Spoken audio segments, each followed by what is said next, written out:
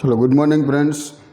Last લેક્ચરની અંદર આપણે સારણ વિશેની બધી વાત કરી હતી. સારણ થિયરી સમજ્યા કે કાટ લાગવાની અલગ અલગ પ્રક્રિયા, એનોડ ઉપરની કેથોડ ઉપરની, આ બધી પ્રક્રિયા વિશેની લાસ્ટ લેક્ચરમાં આપણે વાત કરી. આજે જે આપણે વાત કરવાની છે હવે એ દ્રાવણમાં વિદ્યુતનું વહન કઈ રીતના થાય, ધાતુ પદાર્થોની અંદર વિદ્યુતનું વહન કઈ રીતના થાય, ટૂંકમાં વિદ્યુતના વહન વિશેની વાત કરવાની છે. સારણ થિયરી તમને બધાને ખબર પડી ગઈ કે કઈ રીતના પ્રક્રિયા હોય, કાટ કઈ રીતના લાગતો હોય. લોખંડની સપાટી ઉપર ચાંદી જે છે એની સપાટી ઉપર કાટ લાગે, લોખંડની સપાટી ઉપર કાટ લાગતો હોય. તાંબા અને પિત્તળના વાસણો જે છે એના ઉપર પણ કાટ લાગે, લીલા રંગનો જે છે ક્ષાર જમા થાય, બરાબર. આ બધી વાત આપણે લાસ્ટ લેક્ચરમાં જે છે આપણે બધાએ જોઈ હતી. મેઇન તમારે એની અંદર યાદ શું રાખવાનું છે, તો કે યાદ એ રાખવાનું છે કે સૌથી પહેલી વસ્તુ કે એની અંદર ધાતુ પરમાણુ મુખ્ય જવાબદાર, કે જે કાંઈ ધાતુ જે છે એની ઉપર કાટ લાગે છે એ કાટ લાગવા માટે જવાબદાર કોણ છે, તો કે ધાતુ પરમાણુ, બરાબર. અને બીજી વસ્તુ કહું તો હવામાંનો ઓક્સિજન પરમાણુ. આ બે મુખ્યત્વે જવાબદાર હોય, કારણ કે આપણે ધાતુ જે છે એ ઓક્સિજન સાથે જોડાઈને શું બનાવી દે, ધાતુનો ઓક્સાઇડ બનાવી દે છે. શું બનાવે છે ભાઈ? ધાતુનો ઓક્સાઇડ. આ વસ્તુ ખબર પડી ગઈ બધાને. પ્રક્રિયા તમને બધાને આવડશે. પહેલાં એફીનું શું કરવાનું છે? ઓક્સિડેશન કરવાનું છે. એફીમાંથી Fe+2 બનાવવાનું છે, બરાબર. 2 ઇલેક્ટ્રોન છૂટા પાડવાના. એ ઇલેક્ટ્રોન કઈ જગ્યાએ વહન પામે, તો કે એ જગ્યાએ H+ એટલે કે ધન આયન હાજર હોય. જે આપણે એમ કહી શકાય કે ભાઈ ધાતુ જે છે એનો ઓક્સાઇડ બનાવવો હોય તો ઓક્સિજન પરમાણુ જે છે એ રિડક્શન પ્રક્રિયા અનુભવતો હોય એવી જગ્યાએ જે છે ઇલેક્ટ્રોન પહોંચે. એટલે કે એનો મતલબ H+ જે જગ્યાએ હાજર હોય. હવે H+ હાજર હોવા માટે મેં તમને 2 કારણો કીધા હતા લાસ્ટ લેક્ચરમાં, યાદ કરો જોઈએ. કે ભાઈ સૌથી પહેલી વસ્તુ કે ભાઈ વાતાવરણમાં ભેજ રહેલો હોય, H2O રહેલું છે, કાર્બન ડાયોક્સાઇડ રહેલું છે, એ બે એકબીજા સાથે જોડાઈને શું બનાવી દેતો હતો, તો કાર્બનિક એસિડ બનાવતું હતું, H2CO3. આ બધી વાત આપણે જે છે એ જોઈ હતી કે કાર્બનિક એસિડનું પછી વિયોજન થાય, વિયોજન થઈને એમાંથી H+ આયન છૂટા પડે, એની રિડક્શન પ્રક્રિયા માટે જવાબદાર હોય. Fe+2માંથી બને શું, તો કે Fe+3માં રૂપાંતર થવું જોઈએ, ઓક્સિડેશન પ્રક્રિયા થવી જોઈએ. Fe+2માંથી Fe+3માં રૂપાંતર થવું જોઈએ, એટલે કે ઓક્સિડ એટલે કે ફેરસ આયનમાંથી ફેરિક આયનમાં જે છે રૂપાંતર થવું જોઈએ. શું કહેવાનું છે? ફેરસમાંથી ફેરિકમાં રૂપાંતર થવું જોઈએ. અને છેલ્લે કાટનું અણુસૂત્ર બધાને આવડવું જોઈએ. ઘણી બધી વાર એક્ઝામની અંદર આ વસ્તુ જે છે પૂછાણી છે કે નીચેનામાંથી કાટનું અણુસૂત્ર કયું છે. તમને 4 અલગ અલગ ઓપ્શન આપેલા હોય. હવે એક માર્કના પ્રશ્ન જે એક્ઝામમાં પૂછાય છે એ એક્ઝામમાં 1 માર્કના પ્રશ્નમાં પૂછી શકે કે નીચે અથવા તો એમ કહે કાટનું અણુસૂત્ર લખો, અથવા તો રસ્ટ જે છે ક્ષારનું અણુસૂત્ર લખો. તો તમારે લખવાનું શું લખશો? Fe2O3 × X-H2O, બરાબર. Fe2O3 × X-H2O. અને અટકાવવાના ઉપાયો બધાને આવડશે. અટકાવવાના ઉપાયો શું કહી શકાય? તો કે ભાઈ સૌથી પહેલી વસ્તુ તમે ઇલેક્ટ્રોપ્લેટિંગ કરી શકો. ઇલેક્ટ્રોપ્લેટિંગ એટલે કે ઢોળ ચડાવવાની વાત કરી શકો, કે અન્ય કોઈ ધાતુ જે છે એની ઉપર બીજી ધાતુનો ઢોળ ચડાવી એ ધાતુને જે છે કાટ લાગતો અટકાવી શકાય. Number 2, galvanising. જે આપણે લોખંડ જે છે એની ઉપર ઝીંક ધાતુનું અસ્તર લગાડી દો. મેં તમને સ્ટીમ્બરનું ઉદાહરણ આપ્યું હતું લાસ્ટમાં, કે ભાઈ સ્ટીમ્બર જે છે એમાં જે પ્લેટ લગાડેલી હોય એ પ્લેટ શેની લગાડેલી હોય, તો કે પ્લેટ જે છે ઝીંક ધાતુની લગાડેલી હોય. અને ઝીંકનું શું થાય? ઓક્સિડેશન થાય. અથવા તો ગેલ્વેનાઇઝ આયન તમે કહો, માર્કેટની અંદર તમે જોવા જાઓ અત્યારે તો ગેલ્વેનાઇઝ, આપણે કે ગેલ્વેનાઇઝનો પાઇપ આપો, તો ગેલ્વેનાઇઝનો પાઇપ છે શું? પ્રેક્ટિકલી લોખંડનો જ પાઇપ છે, પણ એની ઉપર ઝીંકનું અસ્તર લગાડેલું હોય. શું કહેવું છું? ઝીંકનું અસ્તર લગાડેલું હોય એટલે લોખંડને હવાના સંપર્કમાં આવતું અટકાવે. કોણ? ઝીંક. એટલે એ એક પણ ઉપાય કહી શકાય. અને બીજી બાબત આપણે કોમન ડેઇલી લાઈફમાં ઘરે પણ જે છે યુઝ કરતા હોય.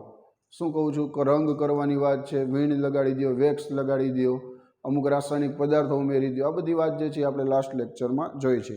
આજના લેક્ચરની જો શરૂઆત કરી તો સૌથી પહેલાં વિદ્યુતનું વહન સમજવાનું છે તમારે બાળકો. શું સમજવાનું છે? વિદ્યુતનું વહન કઈ રીતના થાય એના માટેની વાત કરશું, કે વિદ્યુતનું વહન, બરાબર. એના માટે મુખ્ય 2 પ્રકારનું વર્ગીકરણ આવે. એ કયા 2 પ્રકારનું વર્ગીકરણ આવે એની વાત કરી. તો કે સૌથી પહેલી વસ્તુ કે ભાઈ બે પ્રકારના મુખ્ય આપણે બધાને ખબર હોય કે પદાર્થો હોય. એક તો એમ કહી શકાય કે ભાઈ સુવાહક પદાર્થો અને બીજું આપણે જાણીએ છીએ કે અવાહક પદાર્થો. સુવાહક અને વાહક જે છે એમાં સિમ્પલ ડિફરન્સ બધાને ખબર હોય કે ભાઈ એક તો એમ કહી શકો કે ધાતુ જે છે ધાતુ એની અંદર વિદ્યુતના વહન માટે જવાબદાર એ જવાબદાર કોણ હોય છે? તો કે ઇલેક્ટ્રોન જવાબદાર હોય છે. કોણ જવાબદાર હોય છે? ઇલેક્ટ્રોન. સંયોજકતા કક્ષાના ઇલેક્ટ્રોન, મુક્ત ઇલેક્ટ્રોન. બરાબર. સુવાહક પદાર્થની જો વ્યાખ્યા લખવી હોય તો બધાને ખબર પડે કે સુવાહક પદાર્થ એટલે થાય શું પ્રેક્ટિકલી? તો એવું કહી શકાય કે ભાઈ એની અંદર વિદ્યુત પ્રવાહનું જે છે વહન થઈ શકે. સુવાહક પદાર્થ એટલે એનો મતલબ એવો થયો કે વિદ્યુત પ્રવાહ જે છે એમાંથી પસાર થઈ શકતો હોય. બરાબર. અવાહકનો મિનિંગ પણ ખબર હોય કે અવાહક એટલે વિદ્યુત પ્રવાહ જે છે પસાર ન થતો હોય. પણ હવે આપણે એની અંદર જે વાત કરશું કે ભાઈ સુવાહક પદાર્થોમાં વિદ્યુત પ્રવાહનું વહન કઈ રીતના થાય એના વિશેની આપણે વાત કરશું. બરાબર.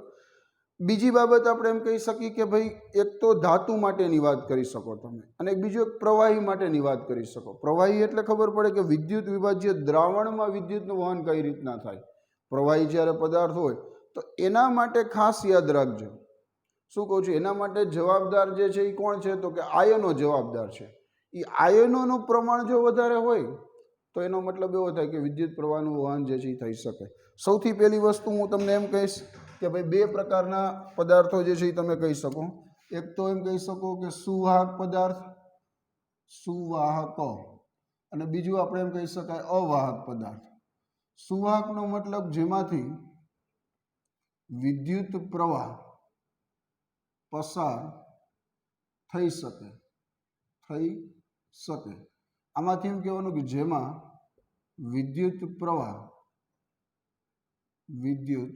પ્રવાહ પસાર ન થાય એને આપણે શું કહીએ છીએ? અવાહક પદાર્થ કહીએ છીએ. આ મુખ્ય બે પ્રકાર આપણે પહેલાં જોઈ.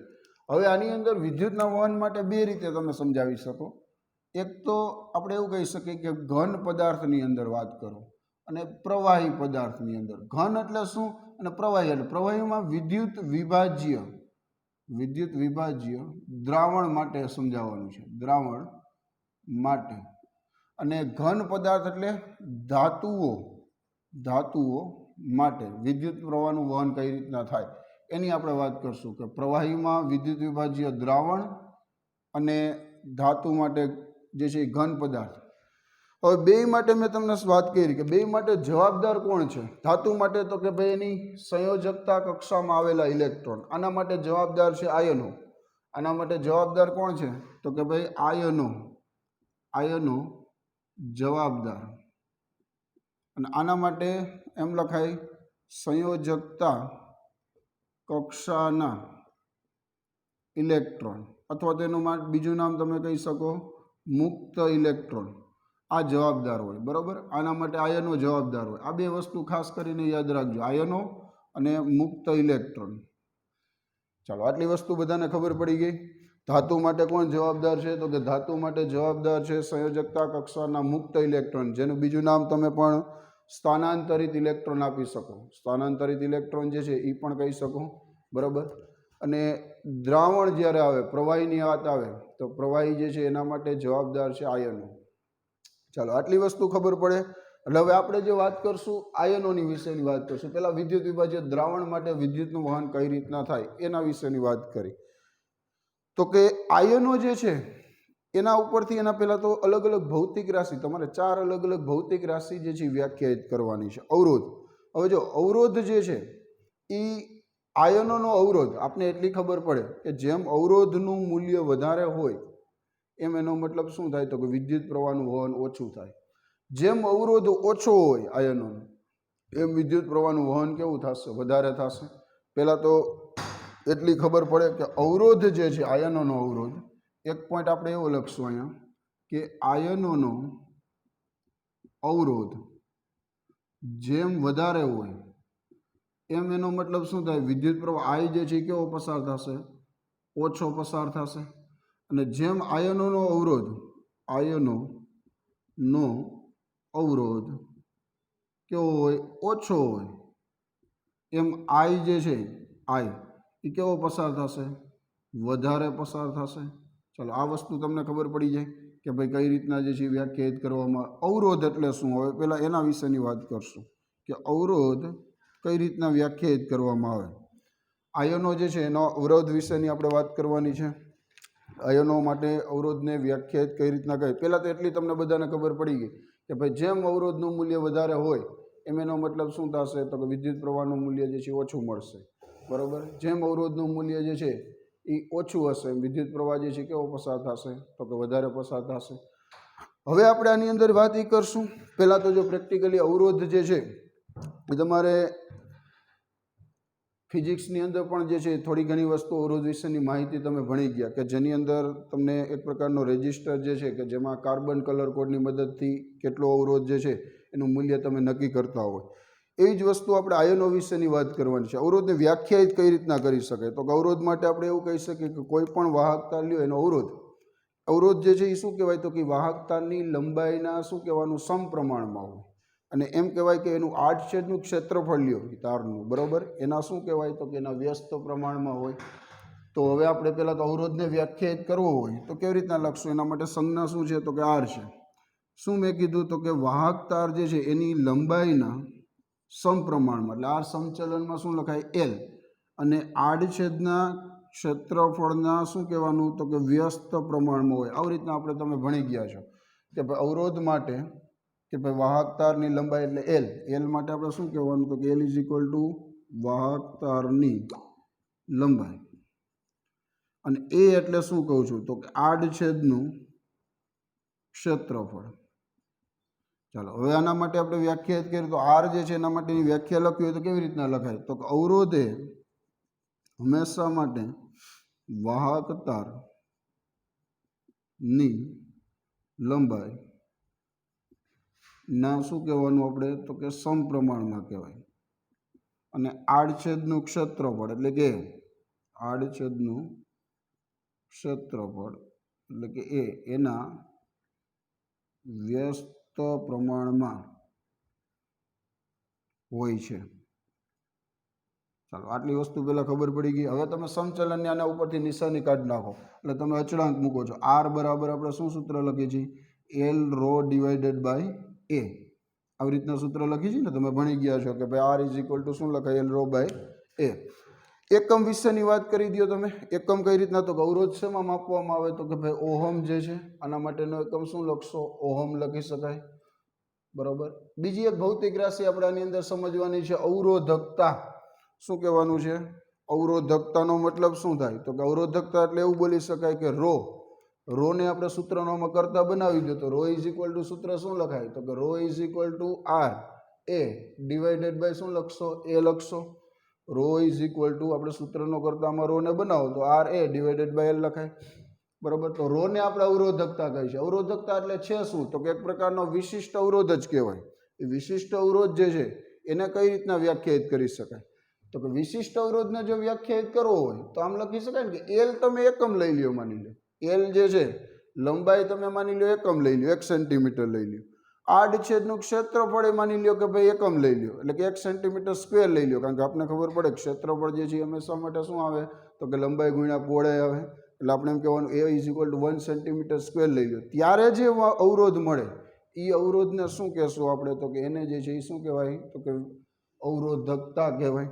તો અવરોધકતાની વ્યાખ્યા લખવી હોય તો કેવી રીતના લખી શકાય તો આવી રીતના લખો કે L is equal to 1 centimetre A is equal to 1 centimetre square હોય ત્યારે મળતા અવરોધને જ શું નામ અપાય તો કે અવરોધકતા કહેવાય. રો કહેવામાં આવે. બરાબર. અથવા તેનું બીજું નામ વિશિષ્ટ અવરોધ જે છે એ કહેવાય. ચાલો હવે એના માટેની વાત કરી નાખી આપણે કે ભાઈ એનો એકમ જોઈ લે તો એકમ હવે તમને આના સૂત્ર ઉપરથી જ ખબર પડી જાય. આરનો એકમ તો ખબર જ છે આર ઇઝ ઇક્વલ ટુ જે છે એનો એકમ શું થાય તો કે ઓહમ લખાય. એ એટલે ક્ષેત્રફળ એટલે કેમ આવે લંબાઈ ગુણ્યા પહોળાઈ તમે કહો એટલે શું લખાય કે ભાઈ મીટર સ્ક્વેર અથવા સેન્ટીમીટર સ્ક્વેર. અને એલ એટલે ખબર પડી જાય મીટર અથવા તો સેન્ટીમીટર. આપણે જો નાના એકમની વાત કરી તો અહીંયા શું લખી શકાય તો કે આનો એકમ આપણને ખબર છે ઓહમ છે. આનો મીટર સ્ક્વેર આનું શું લખાય મીટર એટલે ઓહમ ઇન્ટુ મીટર થાય. Ohm into metre. કોનો એકમની વાત કરી મેં તો કે અવરોધકતા. આના માટે શબ્દ ધ્યાન રાખવાનો અવરોધકતાનો એકમ જે છે ઓહમ ઇન્ટુ મીટર લખાય. એક ભૌતિક રાશિ આપણે આ વાત કરી, એક અવરોધ વિશેની વાત કરી, બીજી એક વાત કરી અવરોધકતા. હજી આગળ વાત કરી દઈએ આપણે. હજી એક ભૌતિક રાશિ છે વાહકત્વ, કન્ડક્ટન્સ કોને કહેવાય, બરાબર, એના વિશેની વાત કરી. કન્ડક્ટન્સ એટલે શું? વાહકત્વ. એના માટેની સંજ્ઞા છે શું લખાય? સી પણ લખાય અને જી પણ લખાય. એક આપણે ભૌતિક રાશિમાં સમજવાની છે વાહકત્વ. વાહકત્વ ઇઝ ઇક્વલ ટુ એના માટેની સંજ્ઞા છે જી. જી બરાબર આવું સૂત્ર છે 1/r લખાય. શું લખાશે? 1/r. એટલે આના ઉપરથી તમે એની વ્યાખ્યા પણ કહી શકો કે 1/r એટલે શું? કે અવરોધના વ્યસ્તને શું કહેવાશે? તો કે વાહકત્વ કહેવાશે. અવરોધ જે છે એના વ્યસ્તને, એટલે કે અવરોધ વધારે હોય તો વાહકત્વ કેવું હોય? ઓછું હોય. કન્ડક્ટન્સ ઓછું મળે. અવરોધ ઓછો હોય તો કન્ડક્ટન્સ એટલે વાહકત્વ કેવું મળશે? વધારે મળશે. બે એકબીજાના વ્યસ્ત પ્રમાણમાંથી. તો અહીંયા એમ કહેવાનું કે ભાઈ અવરોધના વ્યસ્તને, અહીંયા આપણે આના માટેની વ્યાખ્યા આવું લખશું, અવરોધના વ્યસ્તને શું કહેવામાં આવશે? વાહકત્વ જે છે કહેવામાં આવશે. કન્ડક્ટન્સ જી અથવા તો સી લખી શકાય. આનો એકમ પણ તમે કહી શકો. અવરોધનો એકમ તો ખબર જ છે, ઓહમ લખાય. તો આના માટે શું કે ઓહમ ઉપર હોય છે એટલે ઓહમ ઇન્વર્સ લખાય. કન્ડક્ટન્સ એટલે કે જી ઇઝ ઇક્વલ ટુ એકમ લખાશે ઓહમ ઇન્વર્સ. બરાબર, આનો એકમ લખાવવાનો ઓહમ ઇન્વર્સ. ચાલો, આ ખબર પડી ગઈ. વાહકત્વ જે છે કોને કહેવાય? અવરોધનો વ્યસ્ત. અવરોધ એટલે કે એમ કહી શકાય કે ભાઈ તમે જેટલો અવરોધ વધારે લ્યો એટલું વાહકત્વ કેવું મળે? ઓછું મળે. આનો વ્યસ્ત પ્રમાણ થયું ને, આ વધારે એટલે આ કેવું મળ્યું? ઓછું મળ્યું. આ ઓછું હોય માની લો તો આ કેવું મળે? વધારે મળે. બે એકબીજાના વ્યસ્ત પ્રમાણમાંથી. તો કન્ડક્ટન્સ ખબર પડી ગઈ. હજી એક વાત કરી દઈએ આપણે વિશિષ્ટ વાહકત્વ અથવા તો વિશિષ્ટ વાહકતા વિશેની વાત કરી દઈએ. બરોબર, આ શું થઈ ગયું? વાહકત્વની વાત કરી. અવરોધકતા, અવરોધકતા, વાહકત્વ અને વિશિષ્ટ વાહકતા. એક શબ્દ આવશે વિશિષ્ટ વાહકતા. વિશિષ્ટ વાહકતા એને કઈ રીતના વ્યાખ્યાયિત કરી શકાય? તો હવે જો એના માટેની આપણે વાત કરી, આ સૂત્ર જે છે G બરાબર 1/r છે. હવે એમાં r ની કિંમત તમે મૂકી દો. 1/r ની કિંમત શું છે? L ρ બાય a છે.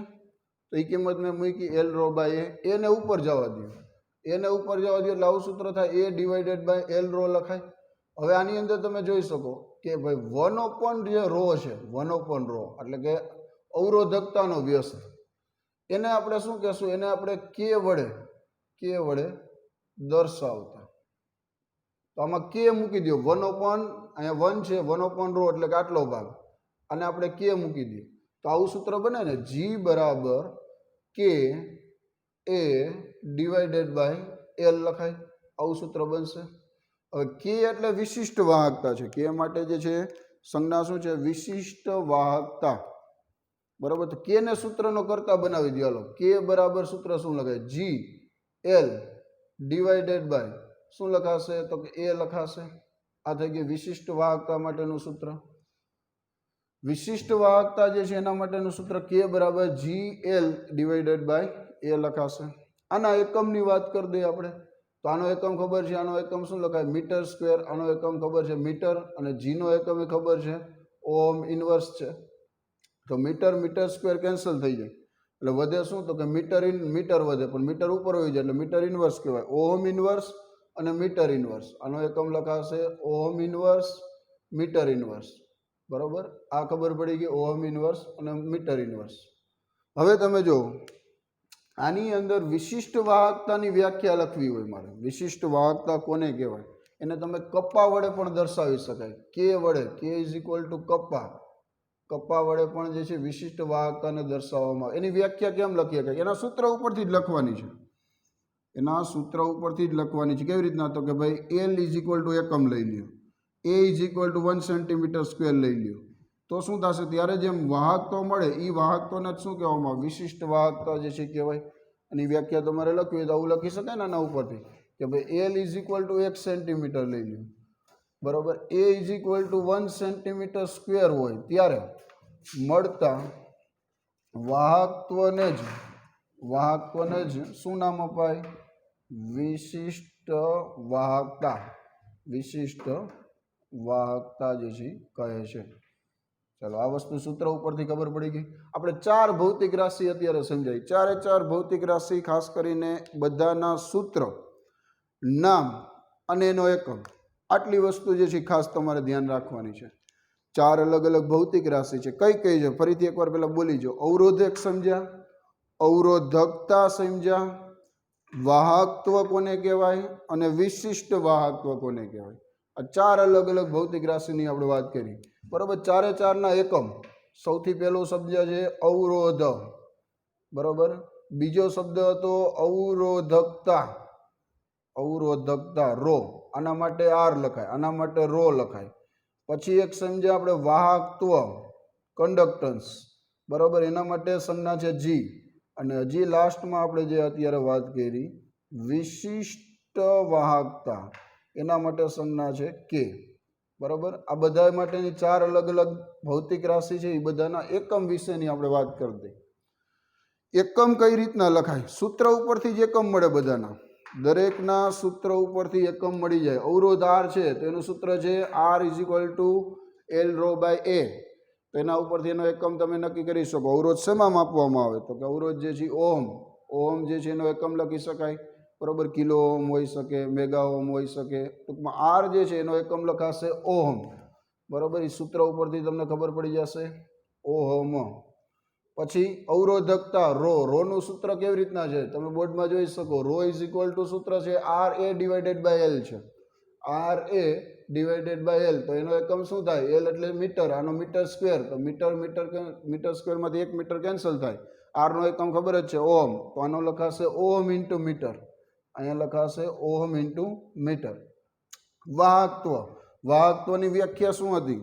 તો કે વાહકત્વની વ્યાખ્યા છે 1/r. કન્ડક્ટન્સ, અવરોધારનો વ્યસ્ત. અવરોધારના વ્યસ્તને શું કહેશું? વાહકત્વ જે છે કહેશું. તો એનો મતલબ એવો થાય કે એનો એકમ ઓહમ ઇન્વર્સ થશે. આનો એકમ શું લખાશે? Ohm inverse.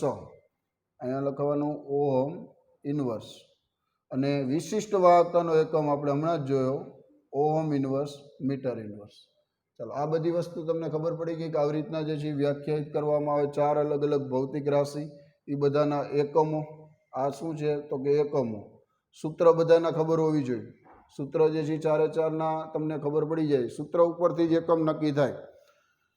તો આપણે જે વાત કરતા હતા, હંમેશા માટે કોઈ પણ ધાતુ પદાર્થ તમે લ્યો તો એ ધાતુ પદાર્થમાં વિદ્યુતનું વહન જે છે, એ વિદ્યુતનું વહન જે છે એના માટે જવાબદાર કોણ છે? તો કે એના માટે જવાબદાર છે હંમેશા માટે સંયોજકતા કક્ષાના ઇલેક્ટ્રોન, સ્થાનાંતરિત ઇલેક્ટ્રોન. આ જે વાત કરી છે આયનો, વિદ્યુત વિભાજ્ય દ્રાવણો તમે લ્યો તો એ દ્રાવણમાં વિદ્યુતના વહન માટે જવાબદાર છે મુક્ત આયનો. જો આયનોનું પ્રમાણ ઓછું હોય તો હંમેશા માટે વિદ્યુત પ્રવાહનું વહન કેવું થશે? ઓછું થશે. જો આયનોનું પ્રમાણ જે છે વધારે હોય તો એનો મતલબ વિદ્યુત પ્રવાહનું વહન કેવું થશે? વધારે થશે. શું કહું છું? આયનોનું પ્રમાણ જવાબદાર છે. આયનોનું જેમ પ્રમાણ ઓછું એમ હંમેશા વિદ્યુત પ્રવાહનું વહન કેવું થાય? ઓછું થાય.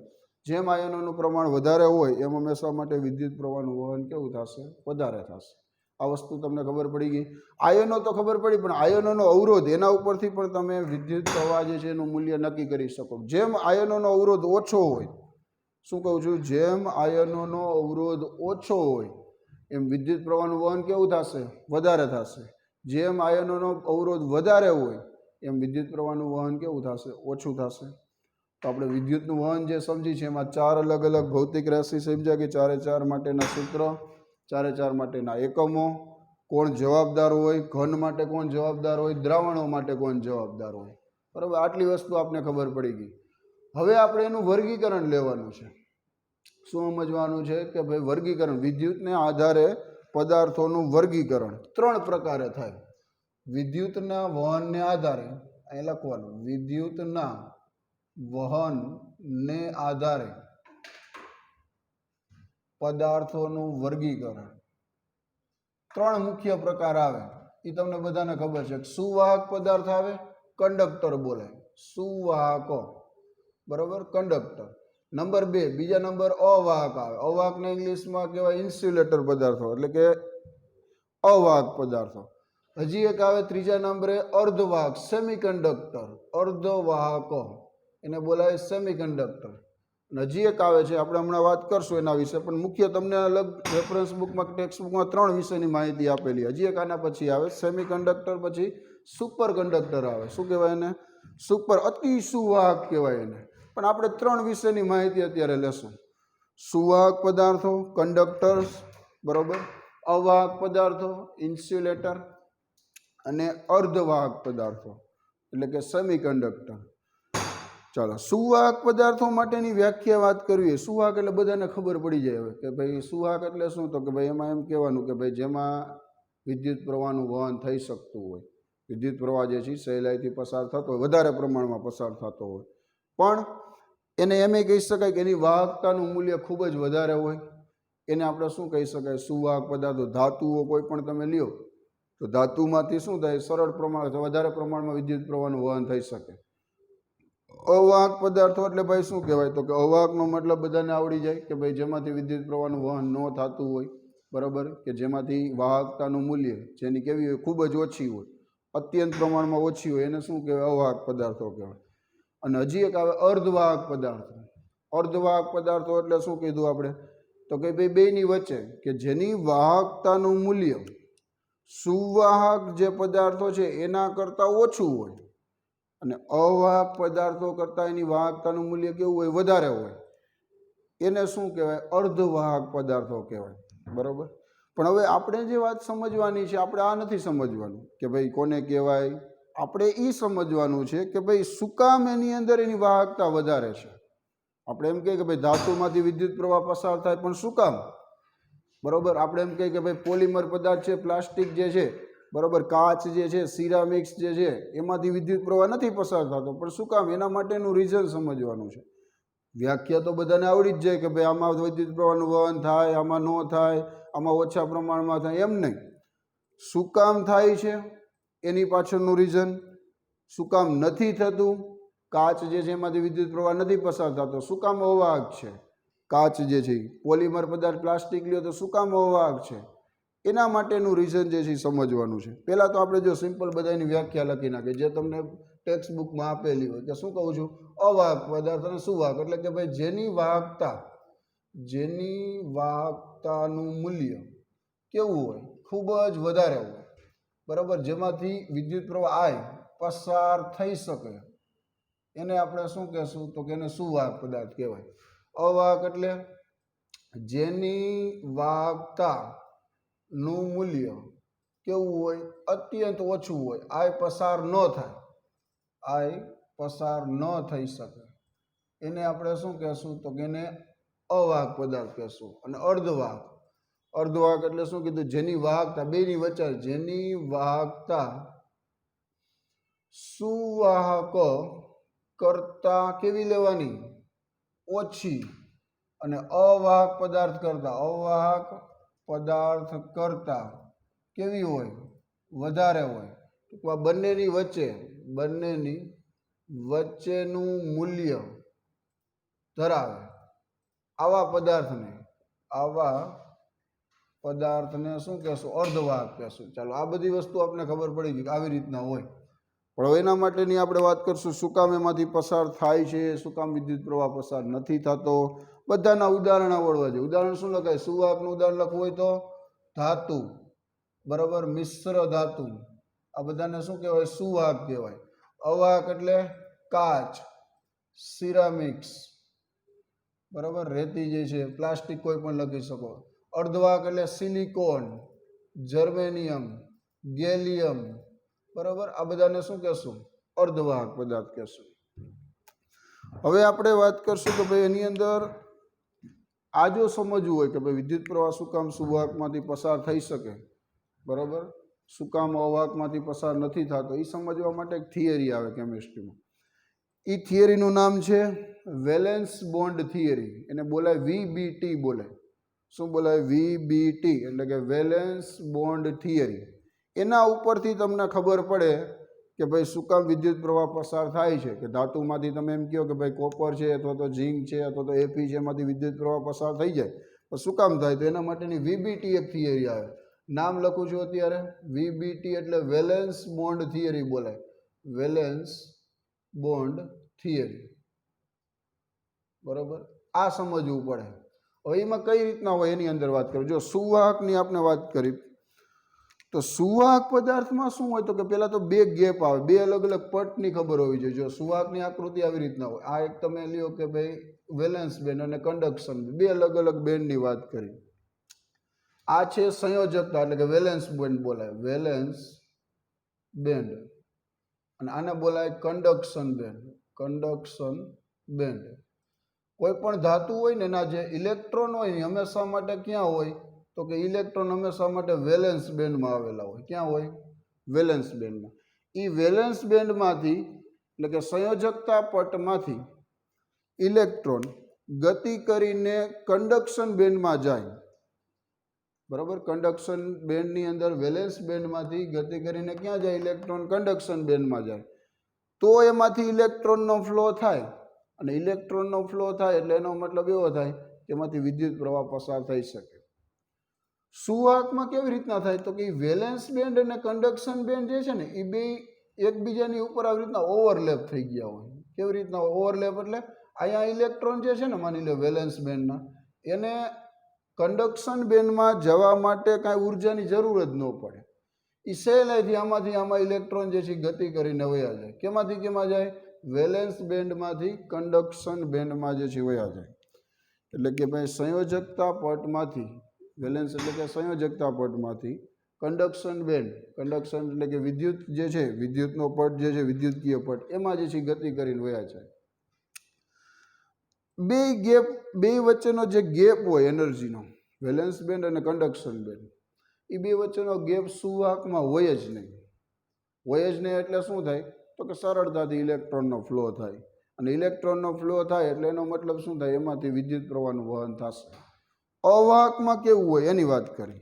અવાહકમાં તમે આકૃતિ જુઓ ને તો આવી રીતના હોય. આ માની લ્યો કે ભાઈ કન્ડક્શન બેન્ડ છે, આ છે એ વેલેન્સ બેન્ડ છે, અને તમે વેલેન્સ બેન્ડ કહી દો, આને કન્ડક્શન બેન્ડ કહી દો. બરાબર, આના ઇલેક્ટ્રોન જે છે ને, આના ઇલેક્ટ્રોન વેલેન્સ બેન્ડના, એને કન્ડક્શન બેન્ડમાં જવું હોય તો એ બે વચ્ચેનો એનર્જીનો ગેપ રહ્યો ને ખૂબ જ વધારે હોય. આને ઈજી કહેશું. ઈજી એટલે એનર્જી ગેપ. બરાબર, આ જે છે ને કેવો હોય? ખૂબ જ વધારે હોય. વધારે હોય એટલે શું થાય? આના ઇલેક્ટ્રોન જે છે ને કોઈ દિવસ આમાંથી આમાં જે છે ગતિ ન કરી શકે. એટલે કે ઇલેક્ટ્રોનનો ફ્લો ન થાય.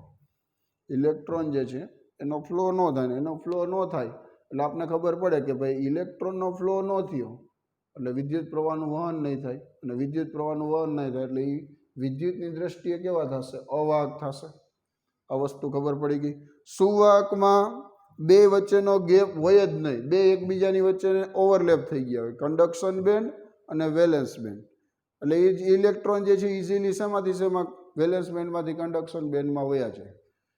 અવાહકમાં શું કીધું મેં તો કે બે વચ્ચેનો ગેપ ખૂબ વધારે હોય. માની લો કે આ ઇલેક્ટ્રોન જે છે એને અહીંયા સુધી પહોંચવું હોય તો શું કરવું પડે? વધારે ઉર્જાની જરૂર પડશે. અને ઇલેક્ટ્રોનનો ફ્લો ન થાય, ઇલેક્ટ્રોનનો ફ્લો ન થાય એટલે હંમેશા માટે વિદ્યુત પ્રવાહનું વહન નથી થવાનું. એટલે વિદ્યુતની દ્રષ્ટિએ કેવા થઈ જાય? અવાહક થઈ જાય. અર્ધવાહકમાં કેવી રીતના હોય એ સમજીએ આપણે. અર્ધવાહકની આકૃતિ આવી રીતના આવે. આ માની લો વેલેન્સ બેન્ડ લઈ લ્યો, વેલેન્સ બેન્ડ, અને આ લઈ લે કન્ડક્શન બેન્ડ, કન્ડક્શન બેન્ડ. બરાબર, ઇલેક્ટ્રોન અહીંયા છે અત્યારે. ઇલેક્ટ્રોન ક્યાં છે? વેલેન્સ બેન્ડમાં છે. આ આકૃતિ શેની છે? સુવાહકની. આ આકૃતિ શેની મેં દોરી? અવાહકની. બરાબર, અને અત્યારે જે આ બાજુ ડ્રો કરી એને લખાય અર્ધવાહકની આકૃતિ. અર્ધવાહકો એમાં કઈ રીતના હોય? એમાં ગેપ હોય. વેલેન્સ બેન્ડના ઇલેક્ટ્રોનને આમાં જવું હોય તો એ બે વચ્ચેનો ગેપ તો છે તો ખરા, પણ કેવો હોય ભાઈ? ઓછો હોય. શું કહું છું? અર્ધવાહકમાં બે વચ્ચેનો જે ગેપ છે, એનર્જી ગેપ, એ એનર્જી ગેપ હોય ખરા, પણ કેવો હોય? ઓછો હોય. ઓછો હોય એટલે શું થાય તો કે ઇલેક્ટ્રોન જે છે એને ઉર્જા આપશો ને તો જે છે એ હંમેશા માટે વેલેન્સ બેન્ડમાંથી કન્ડક્શન બેન્ડમાં જશે. ઉર્જા નહીં મળે તો ઇલેક્ટ્રોન જે છે વેલેન્સ બેન્ડમાંથી કન્ડક્શન બેન્ડમાં ન જાય અને ઇલેક્ટ્રોનનો ફ્લો ન થાય. તો આ ખબર પડી ગઈ કે ભાઈ સુવાહકમાં કઈ રીતના હોય. સુવાહકની અંદર બે વચ્ચેનો ગેપ હોય જ નહીં, એનર્જીનો ગેપ. શક્તિપટ નમૂનો તમે થિયરી ભણી ગયા 11th સ્ટાન્ડર્ડમાં. શક્તિપટ નમૂનો કે જેમાં ઇલેક્ટ્રોન જે છે એને સમુદ્રમાં અથવા તો એમ કહેવાય કે ઇલેક્ટ્રોન જે છે ને સ્થાનાંતરિત ઇલેક્ટ્રોન, એ શું કહેવાનું, તરતા કલ્પવામાં આવ્યા. પરમાણુ કર્નલવાળી વાત યાદ આવે તો, એ પરમાણુ કર્નલ જે છે એમાં ઇલેક્ટ્રોન આપણે ડ્રો કરતા હતા. તો એ એક વસ્તુ જે છે એ શું છે, શક્તિપટ નમૂનો, કે જેમાં વેલેન્સ બેન્ડ અને કન્ડક્શન બેન્ડ, સંયોજકતા પટ જે છે અને કન્ડક્શન બેન્ડ, એ બે વચ્ચેનો જે એનર્જીનો ડિફરન્સ હોય, એ એનર્જીના ડિફરન્સને શું કહેવાય તો કે શક્તિ ગેપ જે છે કહેવાય, એનર્જી ગેપ કહેવાય. એ જી વડે દર્શાવાય. આ વસ્તુ બધાને ખબર પડી ગઈ કે હવે 3-3માં કઈ રીતના. આના ઉપરથી JEEની એક્ઝામમાં એક ક્વેશ્ચન પૂછાણો હતો. આ જે મેં થિયરી કીધી ને VBT, અત્યારે વેલેન્સ બોન્ડ થિયરી, કે સુવાહકમાં બે વચ્ચે ઓવરલેપ થઈ ગયા હોય, અવાહકમાં જે છે એ બે વચ્ચેનો ડિફરન્સ વધારે હોય એટલે કોઈ દિવસ ઇલેક્ટ્રોન આમાંથી આમાં ન જઈ શકે. અર્ધવાહકમાં હોય ખરા ડિફરન્સ, પણ કેવો હોય, ઓછો હોય. સિલિકોન જર્મેનિયમ છે ને એમાં ડિફરન્સ હોય ખરા, તો એની અંદર ઓછો હોય. એને તમે એનર્જી આપો તો શું થશે તો કે તો જે છે એ વિદ્યુત પ્રવાહનું વહન થવા દેશે. તો પ્રશ્ન આવો પૂછાણો હતો JEEની એક્ઝામમાં એક વખત કે ભાઈ સિલિકોનનો ટુકડો જે છે, સિલિકોનનો ટુકડો એ તમે માની લો રૂમ ટેમ્પરેચરે રાખ્યું છે, ઓરડાના તાપમાને. તો સિલિકોનનો ટુકડો રૂમ ટેમ્પરેચરે શેના તરીકે વર્તે? પ્રશ્ન શું હતો કે સિલિકોન છે એને તમે રૂમ ટેમ્પરેચરે જો રાખવામાં આવે ઓરડાના તાપમાને, તો એ શેના તરીકે વર્તે? ઓપ્શન આવા અલગ અલગ હતા. એક સુવાહક હતો ઓપ્શન, એક અવાહક હતો, એક અર્ધવાહક હતું, અને એક પણ નહીં. એવા 4 ઓપ્શન હતા. પ્રશ્ન ખાસ કરીને સમજજો. શું કહું છું? સિલિકોન જે છે, સિલિકોન SI, બરાબર, સિલિકોનને અથવા સિલિકોનનો ટુકડો જો રૂમ ટેમ્પરેચરે રાખવામાં આવે, ઓરડાના તાપમાને રાખવામાં આવે, તો તે શેના તરીકે વર્તે? બરાબર. ઓપ્શન કયા કયા કીધા? એક અવાહક હોય, બીજું એમ લખાય સુવાહક હોય, અને એક અર્ધવાહક, આપણે જે સમજ્યા અત્યારે અર્ધવાહક, બરાબર, અને એક જે છે એક પણ નહીં. ચાલો, આમાંથી કયો જવાબ આવે એની વાત કરી. આ જે ક્વેશ્ચન જે છે એ પૂછાયેલો છે, બરાબર. આપણે જે વેલેન્સ બોન્ડ થિયરી લીધી એમાં JEEની એક્ઝામમાં 4 માર્ક્સમાં પ્રશ્ન પૂછાણો. તો આનો પ્રશ્નનો જવાબ બધા મોટાભાગના શું આપે કે ભાઈ સિલિકોન છે ને, સિલિકોન એટલે આપને ખબર પડે કે ભાઈ અર્ધવાહક કહેવાય સિલિકોનને. તો સિલિકોન છે એ અર્ધવાહક કહેવાય, તો અર્ધવાહક તરીકે વર્તવો જોઈએ ઓરડાના તાપમાને. આ બધાને મોટાભાગના સ્ટુડન્ટ શું કરે તો કે ભાઈ આનો જવાબ જે છે અર્ધવાહક લખી નાખે. આપને પ્રશ્ન એમ પૂછ્યો હોય કે ભાઈ કોપર છે, અથવા તો એમ કીધું હોય કે ભાઈ લોખંડ છે ધાતુ, એ ઓરડાના તાપમાને શેના તરીકે વર્તે, તો આપણે એમ જ લખી સુવાહક તરીકે વર્તે. તમને એમ પ્રશ્ન પૂછ્યો હોય કે ભાઈ કાચ જે છે, કાચ અથવા તો પ્લાસ્ટિકની બેગ હોય, એમાંથી વિદ્યુત પ્રવાહનું વહન થાય કે ન થાય, તો તમે શું લખો? જવાબ ન થાય, અવાહક તરીકે વર્તે. પણ આના માટે ખાસ ધ્યાન રાખવાનું, આનો જવાબ જે છે ને એ જવાબ આવો આવે છે કે સિલિકોનનો ટુકડો જે છે એ ઓરડાના તાપમાને શેના તરીકે વર્તે, તો જવાબ આવે અવાહક તરીકે. આ જવાબ જે છે એ સાચો છે. અર્ધવાહક નો આવે. શું કામ નો આવે? એના માટેની આપણે થિયરી જોઈ. શું થિયરીમાં આપણે કીધું? હમણાં જ મેં વાત કરી કે અર્ધવાહક કોઈ પણ મટીરિયલ હોય એ હંમેશા માટે એમાં એનર્જી ગેપ હોય જ, પણ એ એનર્જી ગેપ કેવો હોય? ઓછો હોય. ઓછો હોય એટલે શું થાય? જો તમે સિલિકોન છે ને એને તમે રૂમ ટેમ્પરેચરે રાખો ઓરડાના તાપમાન, તો એ બે વચ્ચેનો જે ગેપ હશે ને એ ગેપ એમનેમ જ રહેશે. તમે એ ઇલેક્ટ્રોન જે છે એ શું કહેવાનું છે? વેલેન્સ બેન્ડમાંથી કન્ડક્શન બેન્ડમાં જશે જ નહીં. પણ જો તમે સિલિકોન કે જર્મેનિયમ જે છે એને બહારથી એનર્જી આપો, એક્સટર્નલ એનર્જી એપ્લાય કરો, તો શું થશે? તો જે છે ને ઓલા વેલેન્સ બેન્ડના ઇલેક્ટ્રોન કન્ડક્શન બેન્ડમાં જશે. સમજાય છે શું કહું છું? તો એનો મતલબ રૂમ ટેમ્પરેચર તો શેના તરીકે વર્તે? અવાહક તરીકે જ વર્તે. પણ જો તમે એનું તાપમાન વધારો, એનર્જી આપો એટલે શું બોલવાનું? તાપમાન વધારવાનું. તાપમાન વધારો તો સિલિકોન કે જર્મેનિયમ જે છે એ શેના તરીકે વર્તે? તો કહેવાનું તો સુવાહક બને. બાકી ઓરડાના તાપમાને તો શું કહેવાનું? તો કે અવાહક તરીકે જ વર્તે. સમજાણું? સિલિકોનનો ટુકડો જે છે એમ કહેવાનું કે જો એને એનું તાપમાન વધારવામાં આવે, તાપમાન વધારો, તો એનો મતલબ શેના તરીકે વર્તે? સુવાહક તરીકે વર્તે. બાકી ઓરડાના તાપમાને જે છે શું કહેવાનો જવાબ? તો આન્સર એવો લખવાનો કે પોતે જે છે અવાહક તરીકે વર્તે. ચલો, આ વસ્તુ ખબર પડી ગઈ. કે ભાઈ એનર્જી ગેપ જે છે એ કેવો હોય ખરા, પણ ઓછો હોય છે એટલે એ હંમેશા માટે ઇલેક્ટ્રોન એમને જ રહેશે, વેલેન્સ બેન્ડમાંથી કન્ડક્શન બેન્ડમાં જશે નહીં. 3 તો ખબર પડી ભાઈ બધાને, સુવાહક કોને કહેવાય, અવાહક કોને કહેવાય, અર્ધવાહક કોને કહેવાય, બરાબર. ત્રણેયમાં એનર્જી જે છે એનો ગેપ વિશેની વાત થઈ. ત્રણેયની અંદર આપણે એમ કીધું શું કામ વિદ્યુત પ્રવાહ પસાર થાય, શું કામ નથી થતો, એ આપણે સમજ્યા, બરાબર. હજી એક તમને બાબત કહી દઉં, જે તમને ક્યાંય મોટા ભાગે જો હજી એક મટીરિયલ આવે આના સિવાયનું, એ કયું આવે તો કે સુપર કંડક્ટર બોલે. આને કંડક્ટર કીધું, આને ઇન્સ્યુલેટર કીધું અવાહકને, આને સેમી કંડક્ટર કીધું. હજી એક આવે સુપર કંડક્ટર, અતિ સુવાહક. ચોથા નંબરનું એક તમને નામ આપી દઉં, અતિ સુવાહક મટીરિયલ બોલાય. અતિ સુવાહક એટલે એને બોલાય નામ શું ઇંગ્લિશમાં? સુપર કંડક્ટર બોલાય, સુપર કંડક્ટર. એની વ્યાખ્યા કેમ આવે, એ કેવી રીતના વ્યાખ્યાયિત થાય તો કે જેની અવરોધકતા શૂન્ય હોય.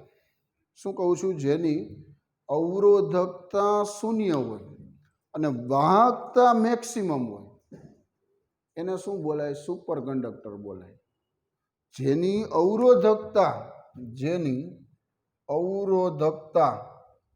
શૂન્ય હોય એટલે કે રો બરાબર શું લખાય? 0, અને વાહકતા જે છે એ મહત્તમ હોય, એને શું બોલાય એવા પદાર્થને? તો કે એને બોલાય સુપર કંડક્ટર, બરાબર. સુપર કંડક્ટર એટલે અતિ સુવાહક પદાર્થ. પહેલાના સમયમાં 0 થી 15 કેલ્વિન તાપમાન, 0 થી 15 કેલ્વિન તાપમાન હોય ત્યારે જે ધાતુઓ અને મિશ્ર ધાતુ રહે ને એ શેના તરીકે વર્તા? અતિ સુવાહક તરીકે કામ કરતા. અત્યારે જે તાપમાન સ્વીકારવામાં આવ્યું છે કેટલું? તો કે 150 કેલ્વિન તાપમાને સિરામિક્સ પદાર્થો જે છે શેના તરીકે? અતિ સુવાહક તરીકે વર્તે, બરાબર. કેટલું કેલ્વિન તાપમાન હોવું જોઈએ? 150 કેલ્વિન તાપમાન. 3 તમારે યાદ રાખવાના છે. ચોથાની મેં તમને માહિતી આપી, સુપર કંડક્ટર એટલે શું કહેવાય? સુપર કંડક્ટરનો મતલબ એવો થાય અતિ સુવાહક પદાર્થ કે જેની અવરોધકતા કેવી લઈ લેવાની? રો 0 લેવાની. અવરોધકતા 0 એટલે ખબર પડી જાય ને કે ભાઈ એમાં અવરોધ જ નથી, ને અવરોધ નથી એટલે ખબર પડી જાય કે એમાંથી મેક્સિમમ વિદ્યુત પ્રવાહ પસાર થશે, મેક્સિમમ કરંટ જે છે પાસ થઈ શકે. એટલે જ આપણે બોલ્યા કે ભાઈ એની વાહકતા જેવી કેવી હોય? તો કે મહત્તમ હોય. એટલે એને શું બોલાશે? સુપર કંડક્ટર પદાર્થ જે છે કહેવાશે, બરાબર. તો આપણે અલગ અલગ પદાર્થોનું વર્ગીકરણ વિશેની વાત કરી. ફરીથી આખી વસ્તુ કહી દઉં. શું કીધું? વિદ્યુતનું વહન સૌથી પહેલાં લીધું. વિદ્યુતનું વહન કઈ રીતના? તો કે 2 પ્રકારે. પહેલાં તો 2 પ્રકારના પદાર્થો આવડવા જોઈએ બધાને. સુવાહક એક હોય, અવાહક હોય. સુવાહકની વ્યાખ્યા શું કીધી? તો કે જેમાંથી વિદ્યુત પ્રવાહનું વહન થઈ શકે. અવાહક એટલે જેમાંથી વિદ્યુત પ્રવાહ પસાર ન થઈ શકે, એને અવાહક કીધું. મુખ્ય 2 પ્રકાર આવે, ઘન અને પ્રવાહી. ઘન એટલે ધાતુની વાત કરવાની આવે. પ્રવાહીનો મતલબ શું થાય? તો પ્રવાહીનો મતલબ એવો થાય કે વિદ્યુત વિભાજીય દ્રાવણની વાત કરવાની આવે. ઘનમાં ધાતુ, 2 વસ્તુ હંમેશા માટે યાદ રાખી કેમેસ્ટ્રીમાં, કે કોઈ પણ ઘન પદાર્થ લઈ લ્યો અથવા કોઈ પણ ધાતુ લઈ લ્યો, એ ધાતુ માટે વિદ્યુતના વહન માટે જવાબદાર કોણ હોય? રિસ્પોન્સિબલ કોણ હોય? તો કે સંયોજકતા કક્ષાના ઇલેક્ટ્રોન.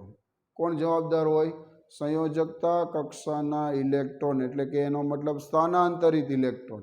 શું બોલાય એને? સ્થાનાંતરિત ઇલેક્ટ્રોન. અને કોઈ પણ પ્રવાહી લઈ લ્યો, વિદ્યુત વિભાજીય દ્રાવણ હોય, એ દ્રાવણમાં વિદ્યુતના વહન માટે જવાબદાર કોણ હોય? તો કે આયનો જવાબદાર હોય. કોણ જવાબદાર હોય? આયનો. ઓલામાં ઇલેક્ટ્રોન બોલું છું, આમાં આયનો બોલું છું. 2 વચ્ચેનો ડિફરન્સ યાદ રાખવાનો, બરાબર. આયનોનો અવરોધની વાત કરી કે જેમ આયનોનો અવરોધ વધારે હોય એમ એનો મતલબ વિદ્યુત પ્રવાહનું વહન ઓછું થશે. જેમ આયનોનો અવરોધ ઓછો હોય એમ વિદ્યુત પ્રવાહનું વહન કેવું થશે? વધારે થશે. અવરોધને વ્યાખ્યાયિત કર્યો. અવરોધ એટલે કે કોઈ પણ વાહકતા જે છે અવરોધ એની લંબાઈના સમપ્રમાણમાં હોય અને એની આડછેદના ક્ષેત્રફળના વ્યસ્ત પ્રમાણમાં હોય. એટલે આર સમચલનમાં સૂત્ર બને L/A. એટલે આર ને સમચલનની નિશાની કાઢી નાખો તો આર બરાબર શું લખાય? L/ρ/A. આની વ્યાખ્યા સૂત્ર ઉપરથી જ લખી શકો કે ભાઈ આની અંદર વાહકતા જે છે એના માટે લંબાઈ એકમ હોય, આડછેદનું ક્ષેત્રફળ એકમ હોય, ત્યારે જે અવરોધ મળે એ અવરોધને શું કહેવામાં આવે? અવરોધકતા કહેવાય. રોની વ્યાખ્યા લખવી હોય તો રો બરાબર સૂત્ર આવું બને, L = 1 સેન્ટીમીટર હોય, A = 1 સેન્ટીમીટર સ્ક્વેર હોય, ત્યારે મળતા અવરોધને જ શું કહેવામાં આવે? વિશિષ્ટ અવરોધ કહેવાય. અથવા તો એનું બીજું નામ છે અવરોધકતા, રેઝિસ્ટિવિટી. ઇંગ્લિશમાં એને શું બોલાય? રેઝિસ્ટિવિટી એટલે અવરોધકતા, બરાબર. તો એનો એકમ કેમ લખાય? તો કે અહીંયા મીટર આવે, અહીંયા મીટર સ્ક્વેર થાય એટલે મીટર મીટર કેન્સલ થઈ જાય એટલે ઓહમ ઇન્ટુ મીટર લખાય. બીજી એક ભૌતિક રાશિ હતી વાહકત્વ, કન્ડક્ટન્સ. એ કેવી રીતના વ્યાખ્યાયિત થાય? કન્ડક્ટન્સનો મતલબ શું થાય? તો કે G is equal two 1/r સૂત્ર છે. 1/r એટલે અવરોધ આરનો વ્યસ્ત, એને કહેવામાં આવે કન્ડક્ટન્સ એટલે કે વાહકત્વ. એનો એકમ લખાય ઓહમ ઇન્વર્સ. અને હજી એક આ વિશિષ્ટ વાહકતા. વિશિષ્ટ વાહકતા કેવી રીતના વ્યાખ્યાયિત થાય? તો વિશિષ્ટ વાહકતા માટે કે સંજ્ઞા આવે. તમે એ સૂત્ર જે છે ને G બરાબર 1/r, એમાં આરની કિંમત મૂકી દીધી L રો બાય એને ઉપર લઈ ગયા. એને ઉપર લઈ જાઓ એટલે A divided by L rho થાય. હવે આમાં જો 1/ρ, અહીંયા કાંઈ નો એટલે એક તો હોય જ, 1/ρ, એને આપણે શું નામ આપશું? એને કે કહેશું. એટલે અવરોધકતાનો વ્યસ્ત. અવરોધકતાના વ્યસ્તને શું કહેવામાં આવે? વિશિષ્ટ વાહકતા કહેવાય. અને એનો એકમ નક્કી કરવો હોય તો એનો એકમ, એના માટેનું સૂત્ર K બરાબર આવું છે, GL ડિવાઇડેડ બાય A. આનો મીટર સ્ક્વેર, આનો મીટર એટલે ઓહમ ઇન્ટુ, આનો ખબર છે ઓહમ ઇન્વર્સ, આનો મીટર ઇન્વર્સ એટલે આનો એકમ થશે ઓહમ ઇન્વર્સ મીટર ઇન્વર્સ. 4 માટેના અવરોધ, અવરોધકતા, વાહકત્વ અને વિશિષ્ટ વાહકતા. અવરોધનો એકમ ઓહમ, અવરોધકતાનો ઓહમ ઇન્ટુ મીટર, વાહકત્વનો એકમ થાય ઓહમ ઇન્વર્સ અને વિશિષ્ટ વાહકત્વનો એકમ થાય ઓહમ ઇન્વર્સ મીટર ઇન્વર્સ. ચાલો, આ બધી ભૌતિક રાશિ વિશેની વાત થઈ ગઈ. પછી આપણે સમજ્યા પદાર્થોનું વર્ગીકરણ. વર્ગીકરણ કઈ રીતના કરવામાં આવે? મુખ્ય 3 પ્રકાર છે: સુવાહક પદાર્થ, અવાહક પદાર્થ અને અર્ધવાહક પદાર્થ. સુવાહકનો મતલબ શું થાય? બધાની વ્યાખ્યા, તમારે તો બધાની વ્યાખ્યા જ લખવાની છે. પેપરમાં માની લો એક્ઝામમાં ક્વેશ્ચન પૂછે કે ભાઈ પદાર્થોનું વિદ્યુતના વહનના આધારે પદાર્થોનું વર્ગીકરણ સમજાવો. તમારે શું લખવાનું? તો કે તમારે 3ની વ્યાખ્યા લખવાની, 3ના ઉદાહરણ આપી દેવાનું. બીજું કાંઈ એની અંદર લખવાનું થતું નથી. સુવાહક એટલે કે જેની વાહકતાનું મૂલ્ય, જે પદાર્થોની વાહકતાનું મૂલ્ય ખૂબ જ વધારે હોય એને કહેવાય સુવાહક પદાર્થ. જેની વાહકતાનું મૂલ્ય ખૂબ જ ઓછું હોય એને કહેવાય અવાહક પદાર્થ. અને અર્ધવાહક એટલે જેની વાહકતાનું મૂલ્ય સુવાહક કરતાં ઓછું હોય, અવાહક કરતાં કેવું લેવાનું? વધારે હોય, એવા પદાર્થોને શું બોલાય? અર્ધવાહક પદાર્થો કહેવાય. બધા એના ઉદાહરણ આવડવા જોઈએ. સુવાહકના ઉદાહરણમાં શું લખશો? તો કે કોઈ પણ ધાતુના નામ લખી શકો, મિશ્ર ધાતુનું નામ લખી શકો, બરાબર. અવાહકના ઉદાહરણમાં શું લખાય? સિરામિક્સ પદાર્થ લખી શકાય, કાચ લખી શકાય, પ્લાસ્ટિક લખી શકાય, બરાબર. અને અર્ધવાહકના ઉદાહરણ એ ખાસ ધ્યાન રાખવાનું. અર્ધવાહકનું ઉદાહરણ શું લખાય? સિલિકોન, જર્મેનિયમ, ગેલિયમ, બરાબર, ગેલિયમ આર્સેનાઇડ, આ બધા અર્ધવાહક પદાર્થો કહેવાય. પણ આપણે એ નથી સમજવા. આપણે, મેં તમને વાત શું કરી ભાઈ કે એની અંદર વિદ્યુત પ્રવાહનું વહન થાય એ બધાને ખબર હોય, પણ શું કામ વહન થાય એના વિશેની મેં વાત કરી. એના માટેની એક થિયરી આપણે સમજાય. એનું નામ શું હતું? વેલેન્સ બોન્ડ થિયરી, VBT લખાય. એમાં કઈ રીતના કીધું મેં કે સુવાહક માટે 2 અલગ અલગ પટની વાત કરી. 2 અલગ અલગ પટ કયા કયા ભાઈ? તો કે એક તો સંયોજકતા પટ, બીજું લખાય કન્ડક્શન બેન્ડ. સંયોજકતા પટને વેલેન્સ બેન્ડ કહેવાય. સંયોજકતા પટ જે છે એને ઇંગ્લિશમાં આપણે શું નામ આપીએ છીએ? Valence band. અને વિદ્યુત પ્રવાહનું વહન થાય એને કન્ડક્શન બેન્ડ જે છે કહે છે. ઇલેક્ટ્રોન ક્યાંથી ક્યાં વહન પામતા હોય? વેલેન્સ બેન્ડમાંથી ક્યાં જતા હોય? કન્ડક્શન બેન્ડમાં જતા હોય. સુવાહકમાં કેવી રીતના હોય? તો કે સુવાહકમાં 2 વચ્ચેનો ગેપ હોય જ નહીં, 2 ઓવરલેપ થઈ ગયા હોય. એટલે કે એનો મતલબ એવો છે કે ભાઈ વેલેન્સ બેન્ડ અને કન્ડક્શન બેન્ડ 2 એકબીજાની નજીક હોય. એટલે ઇલેક્ટ્રોન સરળતાથી વેલેન્સ બેન્ડમાંથી કન્ડક્શન બેન્ડમાં સરળતાથી ટ્રાન્સફર થઈ શકે. અને ઇલેક્ટ્રોનનો ટ્રાન્સફર થાય એટલે જેનો મતલબ શું થયો? વિદ્યુત પ્રવાહનું વહન થાય. તમે આગળ જતા જોશો તો કરંટની ડેફિનેશન આવી આવશે. વિદ્યુત પ્રવાહની વ્યાખ્યા તમારે લખવાની આવશે ને આગળ જતા એન્જિનિયરિંગમાં. તો શું લખશો? ફ્લો ઓફ ઇલેક્ટ્રોન, આવી ડેફિનેશન લખશો. પછી વિદ્યુત પ્રવાહને વ્યાખ્યાયિત શું કરશો? Flow of electron. ઇલેક્ટ્રોનનો ફ્લો થાય ને એને જ વિદ્યુત પ્રવાહ કહેવાય. આવી વ્યાખ્યા લખવાની આવે. કારણ કે ઇલેક્ટ્રોન જે છે એના આધારે જ વિદ્યુત પ્રવાહ જે છે જનરેટ થાય છે, બરાબર. તો ફ્લો ઓફ ઇલેક્ટ્રોન જે છે એને શું કહેશું? કરંટ, I જે છે કહેવામાં આવે. હવે આપણે બીજી એક વાત કરી અવાહકમાં. અવાહકમાં શું કીધું મેં? તો કે અવાહકમાં એવી વાત કરી 2 વચ્ચેનો જે ગેપ રહ્યો ખૂબ જ વધારે છે. વધારે છે એટલે કોઈ દિવસ હંમેશા માટે વેલેન્સ બેન્ડનો ઇલેક્ટ્રોન ક્યારેય જે છે કન્ડક્શન બેન્ડમાં ટ્રાન્સફર થવાનો નથી, બરાબર. ઇલેક્ટ્રોનનો ફ્લો ન થાય એટલે આપણને ખબર પડી જાય કે કોઈ દિવસ એમાંથી વિદ્યુત પ્રવાહ પસાર થવાનો નથી. અર્ધવાહકમાં મેં શું સમજાવ્યું? અર્ધવાહકમાં 2 વચ્ચેનો ગેપ કીધો હોય ખરા ભાઈ. બધા વચ્ચે જે છે એનો ગેપ ટૂંકમાં ઓછો હોય ખરા. ઇલેક્ટ્રોન જે છે એ રૂમ ટેમ્પરેચરે કોઈ દિવસ ટ્રાન્સફર નથી થવાના, પણ તમે જો એનર્જી આપો એટલે કે તાપમાન વધારો એટલે શું થવાનું, તો કે વિદ્યુત પ્રવાહ જે છે એનો ફ્લો થશે. મોટાભાગે તમે જોજો કોઈ પણ સર્કિટ હોય ને, પીસીબી આપણે જેને કહી, પ્રિન્ટેડ સર્કિટ બોર્ડ, બરાબર, પીસીબી જે લીલા કલરની સ્વિચ જે છે પાછળ કોઈ પણ સર્કિટ આવે, એ સર્કિટની અંદર રેઝિસ્ટર એટલે કે અવરોધ લગાડેલો હોય, કેપેસિટર હોય, ઇન્ડક્ટર લગાડેલું હોય. એમાં એ પીસીબી બને છે નહીં તો કે એ સિલિકોન મટીરિયલ અને જર્મેનિયમ મટીરિયલની બને. એમાં મોટાભાગે જે છે સિલિકોનનો યુઝ કરવામાં આવે. શું કામ? કારણ કે સિલિકોનના ની વોલ્ટેજ, તમે આગળ જશો એટલે એના ની વોલ્ટેજ વિશેની વાત આવશે. કટ ઓફ વોલ્ટેજ આવે અને ની વોલ્ટેજ આવે. કટ ઓફ વોલ્ટેજ જે છે સિલિકોનનો 0.3 વોલ્ટ ને જર્મેનિયમ માટે 0.7 વોલ્ટ આવે, એટલે ઓછો છે. એટલે સિલિકોનની હંમેશા માટે પ્રિન્ટેડ સર્કિટ બોર્ડ જે છે પીસીબી બનાવવામાં આવે. પ્રશ્ન મેં તમને કીધો કયો પૂછાયેલો છે આમાંથી, વીબીટી થિયરીમાંથી, કે સિલિકોનનો ટુકડો ઓરડાના તાપમાને જો રાખેલો હોય તો નીચેનામાંથી શેના તરીકે વર્તે? 4 માર્ક્સનો JEEની એક્ઝામમાં ક્વેશ્ચન પૂછાયેલો, એનો જવાબ લખવાનો છે. શેના તરીકે વર્તે? તો કે એ પોતે જે છે એ અવાહક તરીકે વર્તે ઓરડાના તાપમાને. બહુ મહત્વનો શબ્દ છે. આજે કઈ છે રૂમ ટેમ્પરેચરની જ વાત આવે, ઓરડાના તાપમાને શેના તરીકે વર્તે? તો લખવાનું અવાહક તરીકે. શું કામ? એનું કારણ મેં સમજાવી દીધું કે ભાઈ એમાં ગેપ હોય એટલે ઇલેક્ટ્રોન એપમાં આપમેળે ફ્લો નથી થવાનો. તમે એનું તાપમાન વધારશો, તમે સિલિકોનનું ટેમ્પરેચર વધારો, એનર્જી એપ્લાય કરો એટલે શું થાય? ઇલેક્ટ્રોન જે છે એનર્જી મેળવી ક્યાંથી ક્યાં જશે? વેલેન્સ બેન્ડમાંથી કન્ડક્શન બેન્ડમાં ટ્રાન્સફર થશે, એટલે ઇલેક્ટ્રોનનો ફ્લો થશે. અને ઇલેક્ટ્રોનનો ફ્લો થાય એટલે એનો મતલબ એવો થાય એમાંથી વિદ્યુત પ્રવાહ પસાર થશે. અને છેલ્લે એક હજી વાત કરી દીધી આપણે, કઈ? અતિસુવાહક પદાર્થ કોને કહેવાય? અતિસુવાહક પદાર્થ એટલે શું કીધું મેં? તો કે ભાઈ એને બોલાય સુપર કંડક્ટર. સુપર કંડક્ટરનો મતલબ શું કીધો? કે જેની અવરોધકતા કેવી હોય? શૂન્ય હોય. વાહકત્વ મેક્સિમમ હોય, કન્ડક્ટન્સ જે છે એ મહત્તમ હોય, એવા પદાર્થોને શું કહેવામાં આવશે? તો કે એને કહેવામાં આવશે અતિસુવાહક પદાર્થો.